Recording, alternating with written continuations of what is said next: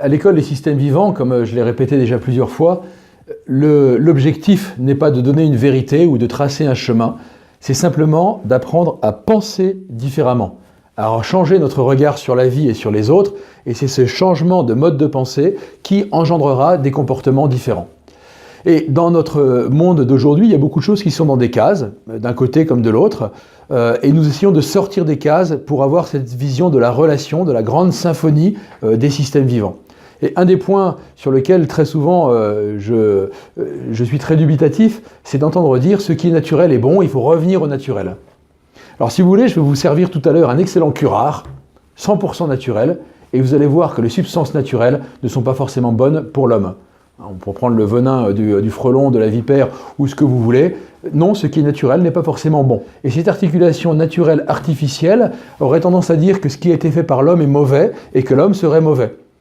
Et moi j'ai pu constater, et en tout cas je le constate tous les jours avec les personnes avec qui je travaille, avec qui c'est un véritable bonheur de travailler, mais bien sûr qu'il y a des personnes de bonne volonté qui sont capables de créer de la bonté ou de la joie et que l'homme n'est pas mauvais par nature, c'est un choix.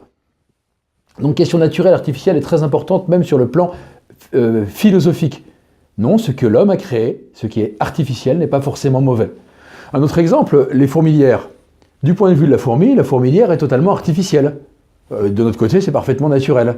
Ou le barrage d'un castor. Vous savez que le barrage d'un castor, ça crée quand même une vraie perturbation sur la rivière sur laquelle il crée son barrage.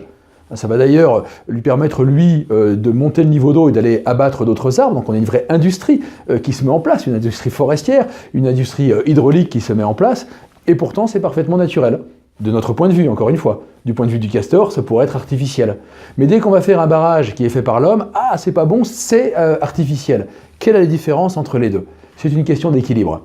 C'est une question d'harmonie avec les systèmes vivants. Il se trouve que si jamais les barrages du castor avaient complètement détruit les écosystèmes qui l'entourent, le castor aurait disparu depuis bien longtemps. Le barrage du castor va perturber dans un premier temps l'écosystème, créer un nouvel équilibre dynamique. Notre problème à nous sur effectivement un certain nombre d'outils industriels, donc artificiels, d'outils artificiels, c'est qu'ils ne prennent pas en compte la compatibilité avec les systèmes vivants. Ils ne prennent pas en compte la relation, ils ne prennent pas en compte les équilibres.